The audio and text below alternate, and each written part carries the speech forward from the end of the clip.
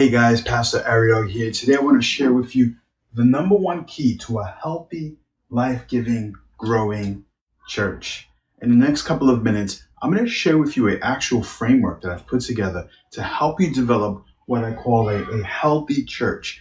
And the framework is actually going to be not what you think it is. I'm giving you a quick little hint. But here's the thing. When I ask pastors, hey, well, what's the biggest reason why your church isn't growing? In my mind, right, most pastors are going to say, well, maybe it's the preaching, right? My preaching isn't that good, right? Or maybe they're going to say, hey, we have a hard time connecting guests. We have a hard time keeping the guests that are coming. And all those things are true. Maybe we're not preaching enough. We're not doing enough outreach, right? All of those things are true. But the biggest reason or the biggest key to a healthy, life-giving, growing church is actually your team. Yeah, having a team dynamic in your church is crucial. See, the reason it's not outreach, the reason it's not your sermon prep, the reason it's not any of the other things is because all of those things can be overcome when you have a strong team, right? When you have a strong, passionate team, they can go out and do outreach on your behalf. When you have a passionate team, they can actually do all of the follow-up and figure out all of the steps. When you have a passionate team as a pastor, you don't have to be involved in all of the details. And so now you can focus more on preaching and teaching and communicating and preparation. And now your sermons get better and they're more powerful and impactful. Why? Because you've got a team taking care of all the other things so you can focus on the thing that you've got to focus on. And so 3 reasons that most churches struggle to build teams are because, number one, right? So this is the reason why you struggle. Number one, you've got the pastor does everything culture.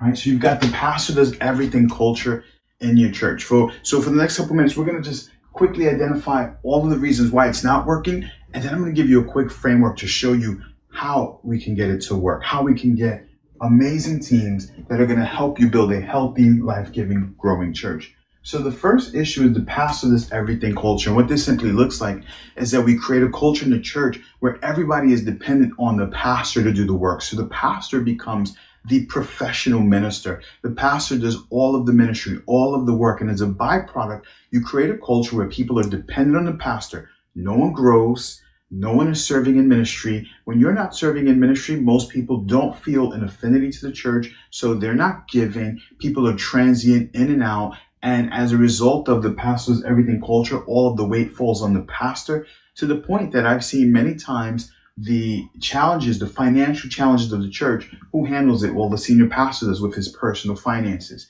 Right? When it comes to maybe all of the counseling, all of the care needs, who handles it? Well, the senior pastor has to do it. And eventually the senior pastor reaches a point where he's overwhelmed, tired, and at a point where he's just exhausted. And I think one of the stats I read recently is that 75% of pastors have actually thought about leaving the ministry. Why? Because they're overwhelmed with the pastor does everything culture. The second reason is because of a lack of clarity. See, and this is huge, right? A lack of clarity. See, what happens is this. People who are serving in ministry, they don't understand or they don't know what they're supposed to be doing. They're not sure how their role impacts the vision of the church. There's no connection between vision and the actual people on the ground doing the ministry. And so because of it, there's a lack of clarity. There's a lack of understanding of what next steps are. And so typically 2 things happen. Here's the first, right? Whenever there's a lack of clarity, you may have some A-type personalities on your team who, when they're not sure what to do, they make the decision, and typically they'll decide wrong. They'll make their own decision. Or number 2, you've got other people like me who may be what we call lizard brain, right? In the middle of having to make decisions, we freeze. And so these individuals, instead of stepping up or trying to figure out what needs to get done, they don't do anything. Why? Because they're waiting for clarity. They're waiting for the pastor to clarify the next steps. And a lot of times, wherever there's not clarity, people work extremely hard. They work extremely hard for the pastor to come back around at the end and say, hey, this is not what we were looking for. And how frustrating is that for the individual, and how frustrating that is that for the pastor? And so instead, what we want to do is we want to walk you through. Okay, I'm going to walk you through. If you stood to this point, you deserve this. I'm going to walk you through what we call the Organize Your Church for Growth framework.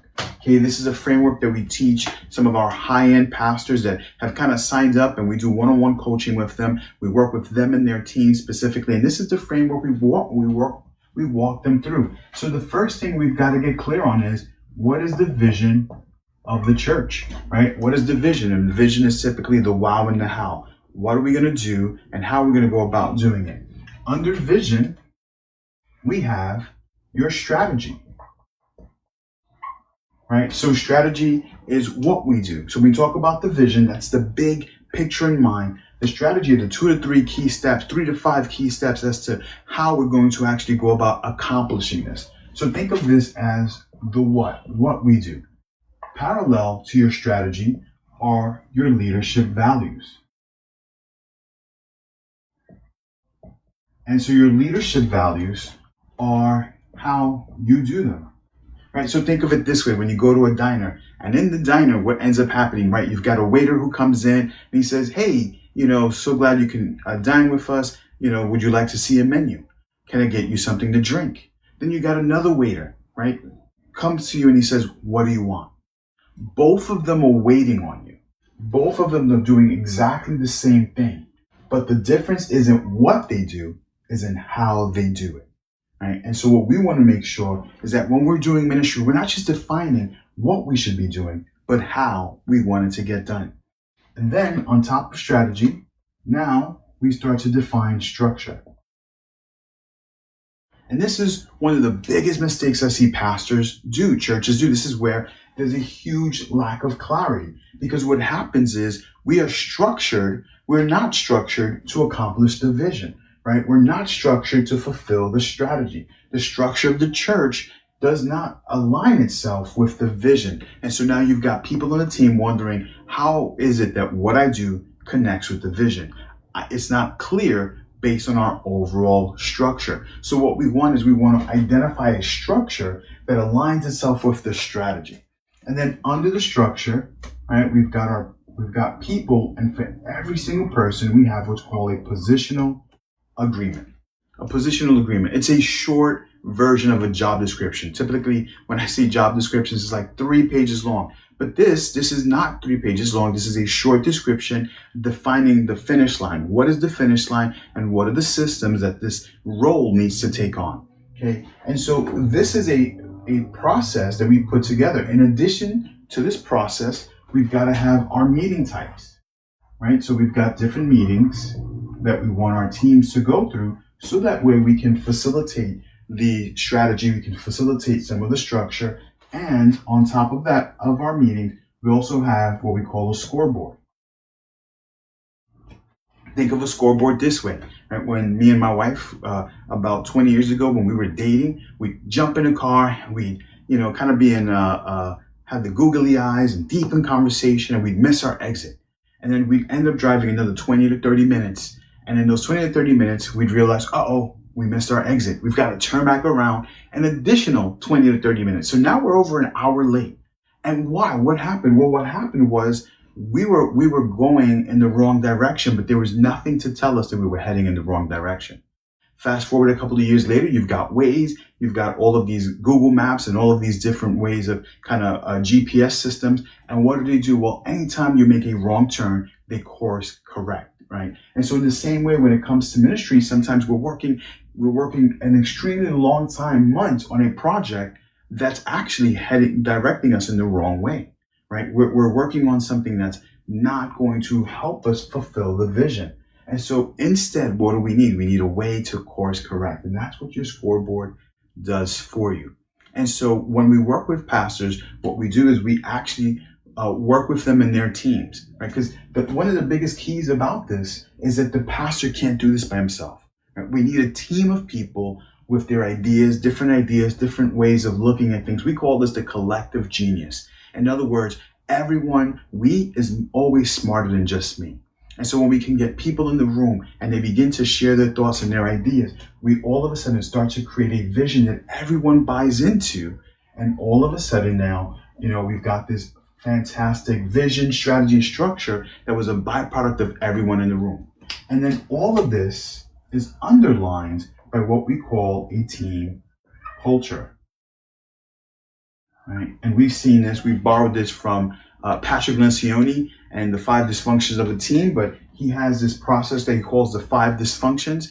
And we utilize the word AFLAR at times to talk about it, but this is the work we're going to do, and this is how the team needs to function in order to accomplish this work, right? You've ever been with a team that's dysfunctional, where people don't always get along, or we find ourselves doing double duty, frustrated, not necessarily accomplishing the correct things. Well, all of that is a byproduct of your team culture. All right, so we've got, this is the Organize Your Church for Growth framework. And it's based on the idea that we want to build teams to grow. So 2 quick things before we are done here. Number 1, okay, I talked a lot of strategy. I talked a lot of insight, frameworks. The reality is that this is all biblical, right? When you look at Exodus 18, Jethro has a conversation with Moses, and he says to him, hey, what you're doing is not good. Moses was they had a line of people, and Moses was answering and serving everyone. He says, what you're doing is not good. You've got to find people who have capacity that you can give these responsibilities over to, so that you can do 2 things. Number 1, you can survive the strain of ministry. And number 2, the people could go home satisfied. And it's not just an Old Testament concept. It's also found in the New Testament, right? In Acts 6, you find the disciples. This is where the Grecian widows have a complaint. The disciples hear the complaint, and their response is, we cannot neglect prayer and the word to go wait on tables. And in turn, what they do is they say, hey, go find individuals that are full of the Holy Spirit and full of wisdom. Let them accomplish this task. And so they do that. And that's when we first are introduced to the idea of deacons. And then verse 7 says, and the gospel continued to spread. In other words, because there was teams in place, the ability for the church to continue to grow, it enabled the church to grow as a result of putting teams in place. And so I want to help you get your team in place. And so in order to do that, we want to work through this framework, okay? How to actually create a vision, strategy, structure your ministries around the actual strategy, so we can begin accomplishing and becoming a healthy, life-giving, growing church. So I've got a couple of spots open to be able to walk you through this process. And so here's what we need to do. Okay, comment below. If you comment below, let me know that you're in. Just say, hey, I'm in. I'm going to send you a link so that we can set up a one-on-one call. Okay, during our call, we'll be able to do a church growth assessment. This is where we'll be able to analyze some of the challenges, analyze some of the missing positions, really begin to walk you through the process of getting prepared to organize your church for growth. And then once that call is over, we'll talk through some of the details of how to work together. We'll get your team on board, and we'll get you working together. And here's what we produce at the end of it all. We'll produce what we call a ministry playbook. And the ministry playbook includes some of the vision, mission items. It includes some of the structuring. It includes what we call an audience profile, so we can identify who we're going to be reaching, how we're going to be reaching them, different positional agreements for the different roles that you're working through. This is an amazing piece of work that we put together that really is a documented representation of the togetherness of the healthy, life-giving, growing church. And so I'd love to help you through this process. Do me a favor, comment below, let me know you're in, and we'll set up a time to talk. All right, we'll be talking soon. Take care and God bless. Bye.